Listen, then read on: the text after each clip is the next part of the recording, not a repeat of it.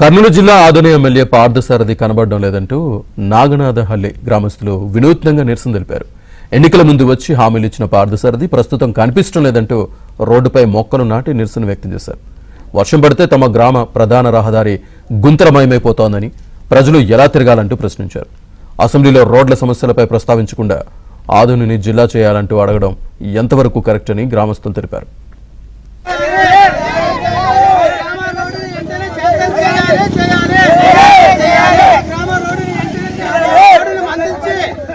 శాసనసభలో కానీ మాట్లాడండి, సీఎం గారికి తెలపండి, ఉప ముఖ్యమంత్రి గారికి తెలపండి. రోడ్డు గురించి ఎందుకు మాట్లాడవా ఎమ్మెల్యే గారు? అవును, జిల్లాల గురించి అడుగుతావు, అభివృద్ధి గురించి అడుగుతావు, మా రోడ్ల గురించి ఎందుకు అడగడం లేదు?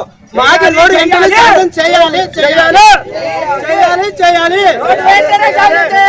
రోడ్డు శాంక్షన్ చేయాలి చేయాలి.